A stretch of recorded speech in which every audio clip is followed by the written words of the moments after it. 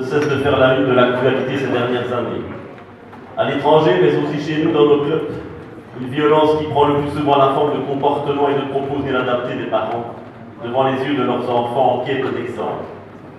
Nous devons agir car nous ne pouvons pas nous dire que ce qui s'est passé aux Pays-Bas, décès d'un arbitre suite à une agression, ne peut arriver chez nous, martèle le président du CFP Brabant, Lucas Dole. Si cette violence révèle un malaise au sein de la société, le foot se doit de se demander pourquoi il est autant touché et doit agir en conséquence.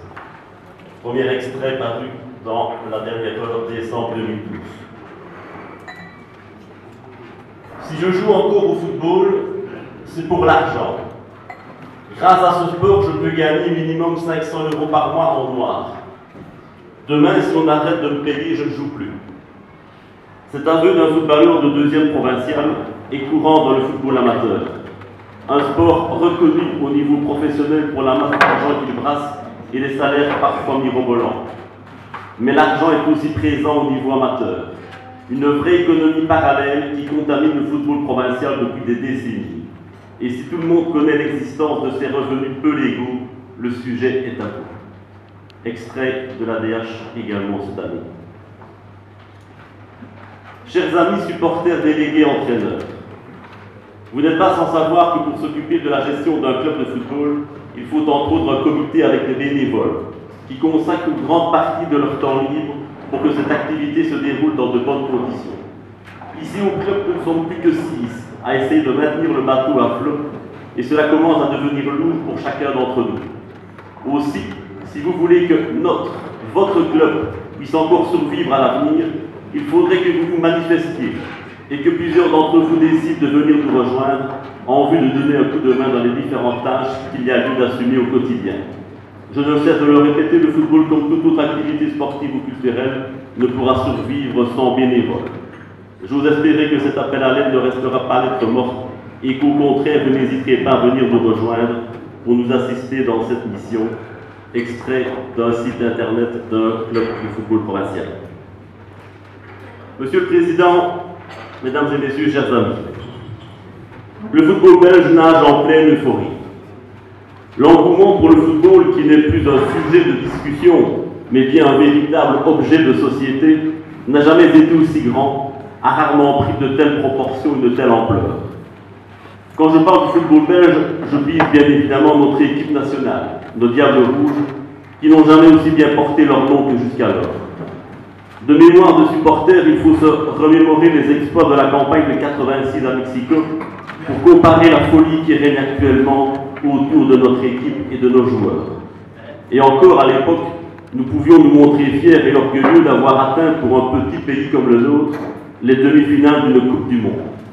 Aujourd'hui, nous n'en sommes encore qu'au stade des qualifications et nous pourrions encore, dans la pire des hypothèses, ne pas même se qualifier pour le tournoi final en cas de barrage défavorable. Certains, les plus euphoriques, mais pas les moins nombreux, ne se demandent même plus si nous nous qualifierons, mais bien quelle équipe pourra nous battre lors de la phase finale du tournoi. D'autres vont jusqu'à sous-entendre qu'une qualification de la Belgique pour le Brésil pourrait être le meilleur argument pour combattre Ardo Wever et ses nationalistes en vue des prochaines élections de 2014, tous unis derrière notre équipe nationale. Nous devons être fiers de cette équipe, de nos joueurs. C'est notre porte-drapeau, notre locomotive, et ses succès rejaillissent sur tout notre football. C'est évidemment motivant et encourageant. Faut-il toutefois se laisser dériver par cette euphorie collective et faire comme si tout allait bien dans le meilleur des mondes? Je ne le pense pas. Sans jouer les Cassandres, l'on peut constater et peut-être déplorer qu'aucun des cadres de notre équipe nationale ne joue dans une équipe belge dans notre compétition nationale. Cette dernière, d'ailleurs, lors du défunt championnat, si elle a surtout brillé pour son suspense haletant et indécis, ne l'a guère fait sur les terrains, le niveau de jeu proposé étant en de trop rares occasions digne d'un football d'élite. Il convient également de constater que beaucoup de nos joueurs internationaux ont fait leur classe dès leur plus jeune âge dans les écoles et élites de jeunes étrangères, néerlandaises et françaises pour ne citer que les plus courantes, tantôt alléchées par des conditions de travail et perspectives d'avenir plus agréables, des législations plus favorables et bien évidemment des conditions financières plus alléchantes. Le passage et la formation de nos jeunes footballeurs prometteurs est alors de plus en plus réduit au sein de nos clubs et formations, sachant encore que pour la grande majorité d'entre eux, les tout premiers pas se font dans nos petits clubs amateurs. Eh bien, parlons-en un peu précisément de notre football amateur. En préambule de mon intervention, je vous ai cité 3 illustrations récentes de ce que je considère représenter les problèmes majeurs et récurrents auxquels doit faire face notre football amateur. Tout d'abord, le fléau de la violence, illustré notamment par l'initiative prise par le CP Brabant durant cette saison pour tenter de l'endiguer. J'en avais fait le sujet de mon interpellation l'année passée à cette même tribune, et malheureusement ce fléau est toujours d'actualité. Henri d'ailleurs, dans son discours que je ne connaissais pas, vous a encore fait et remémorer les différentes initiatives qui ont été prises ici à Liège pour tenter justement d'endiguer ce fléau. Cette violence n'est pas uniquement propre malheureusement à notre pays. Rappelez-vous cet arbitre hollandais tabassé à mort à l'issue d'une rencontre opposant 2 équipes amateurs. Ou encore cette décision prise par le district de Provence au début de ce mois de mai d'annuler purement et simplement toutes les rencontres prévues à la suite d'actes de violence répétés et notamment d'agressions sur arbitre. Doit-on continuer à subir sans ne rien faire? Mon deuxième exemple concerne un autre fléau qui gangrène notre football amateur, à savoir l'argent noir qui y règne et qui fait bien évidemment le bonheur de ceux qui en profitent. Tout le monde est conscient de ces dérives, en sont tantôt les victimes, tantôt les acteurs plus ou moins consentants, ne fût-ce que pour tenter de justifier de pouvoir lutter à armes égales avec de puissants voisins qui n'éprouvent, eux, aucun scrupule pour y recourir. Doit-on continuer à fermer les yeux? Il est clair que si certains dirigeants recourent à ce type de surenchère, il y aura toujours des entraîneurs et des joueurs qui profiteront du système. Si on coupe la source d'approvisionnement, on peut y mettre fin. Est-ce utopiste? Est-ce irréaliste? Dans les conditions actuelles, certainement. Mais que l'on y prenne garde quand même. Les autorités politiques compétentes se font de plus en plus pressantes et sanctionnatrices des irrégularités constatées dans la comptabilité des clubs, avec des conséquences souvent désastreuses pour la survie de ceux-ci. Beaucoup de clubs qui ont fait des promesses en début de saison ont de plus en plus de mal à les tenir, avec les conséquences sur la fin de saison et le mécontentement de leurs joueurs. De plus en plus de présidents, de mécènes et sponsors, lassés de leurs joujoux ou frappés également par la crise économique, quittent le club avec pertes et fracas, laissant celui-ci dans le plus grand dénuement, si pas dans les dettes, et aux mains des vrais clubmen et des vrais bénévoles qui ne se sont pas défiés à l'arrivée de cet homme providentiel et de ce que la mariée était peut-être trop belle. Doit-on également continuer à subir sans ne rien faire? Et enfin, mon troisième exemple, tiré d'un site internet d'un petit club amateur, et mon ami Julien Delvaux du FC16 s'y sera reconnu, rend compte d'un des gros problèmes actuels auxquels est confronté le foot amateur, la pénurie de vrais bénévoles. Le bénévolat est aujourd'hui en perte de vitesse, et ce à l'image de la société plus individualiste, où les gens donnent moins de leur temps et de façon plus épisodique. Le constat est clair, on s'engage moins aujourd'hui qu'hier. Selon un professeur d'université, cela se traduit par un bénévolat Kleenex, ce qui explique en partie que de nombreux bénévoles assument plusieurs casquettes au sein de leur club. Secrétaire, éducateur, président, chauffeur, ce qui s'accompagne pour certains d'une perte de motivation face à ce manque de reconnaissance. Plusieurs constats s'imposent.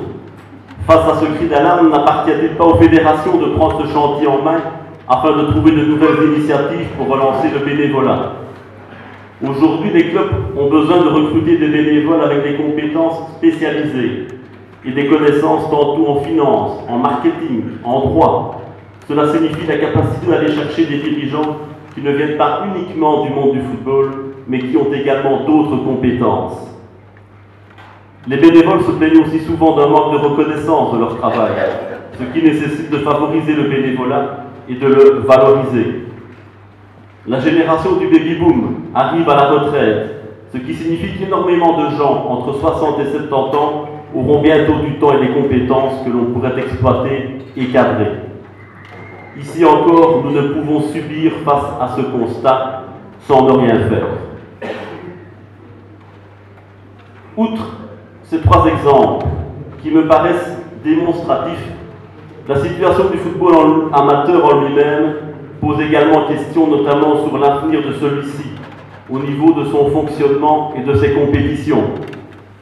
Depuis la cession du foot amateur en deux aires distinctes, l'une francophone et l'autre néerlandophone, il conviendra bien un jour de se poser la question, ou de se la voir imposer, de l'organisation de compétitions entre clubs francophones uniquement, avec la répercussion sur l'ensemble des divisions, de la troisième jusqu'au provincial, au fin de présenter des séries complètes et homogènes. Y est-on préparé? Y avons-nous suffisamment réfléchi? Par rapport à l'organisation et au championnat des jeunes, est-on prêt, et Henri vous en a encore parlé tout à l'heure, à accepter ce que produit notre fédération à intervalles réguliers et dans un élan qui semble tout sauf homogène et cohérent? Alors, mesdames et messieurs, mon message, mon appel ressemble un peu à un chuchotement, voire à un cri dans ce brouhaha de félicité qui entoure actuellement notre football national.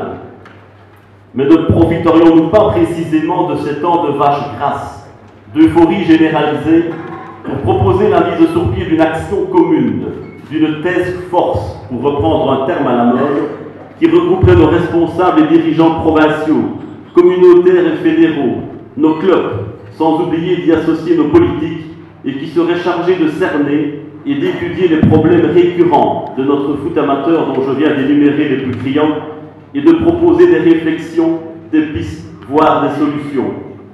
Nous pourrions intituler ce projet « Les États généraux du football amateur », un peu à l'instar de ce qui a été réalisé en France, et ce à la suite de la débâcle de l'équipe au mondial sud-africain, où la Fédération française, professionnelle et amateur réunis, ont pris une série de mesures afin de mettre un terme aux problèmes qui empoisonnaient le football en France. L'occasion n'a jamais été aussi propice ni rêvée. Le foot est omniprésent, porteur, rappelant que nous sommes à la veille d'élections à tout niveau, où le politique ne peut être que réceptif à ce genre d'initiative. Alors, chers amis, soyons clairs. Et je l'ai dit ici en toute amitié, devant mon ami Gérard Linard, président de la CFF, et qui, je sais, partage mon avis. Ces états généraux que j'appelle de mes voeux, cette mise en ordre de bataille de l'ensemble de nos forces vives, au niveau communautaire, je dis bien communautaire, aurait pour but non seulement d'aborder, et j'espère de répondre aux différents et récurrents problèmes qui gangrènent notre football, mais également de montrer que nous pouvons, nous, francophones, unis, nous émanciper véritablement, que nous pouvons apporter des idées, des projets que nous aurions élaborés, étudiés. Rappelons que l'on nous a imposé la cession du football amateur afin de permettre à nos amis néerlandophones de percevoir les subsides promis par le gouvernement flamand. N'est-il pas temps maintenant d'en tirer les conséquences? N'est-il pas temps de marquer notre spécificité, de montrer que l'on est là, que l'on compte? N'est-il pas temps de peser de notre poids au sein de la fédération, de montrer qu'il existe aussi des hommes et des femmes du côté francophone capables d'apporter des idées, des projets spécifiques et propres?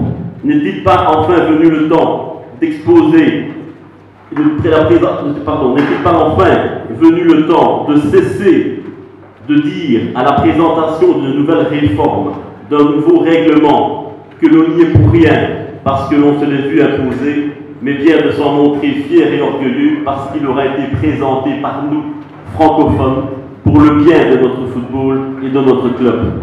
N'est-il pas temps, en un mot, de prendre notre destin en main, que nous sommes une vraie force motrice, une locomotive avec laquelle il convient maintenant de compter? J'aime les bons mots, les bonnes paroles, mais plus encore si elles sont porteuses et suivies des faits. Je considère que j'aurais failli à ma tâche si je n'avais pas au moins porté ce chuchotement, ce cri, dans l'espoir qu'il soit entendu et compris. Suivant le proverbe, ne fais pas confiance aux mots, fais confiance aux actions, puisque ces mots soient suivis d'actions. Je vous remercie.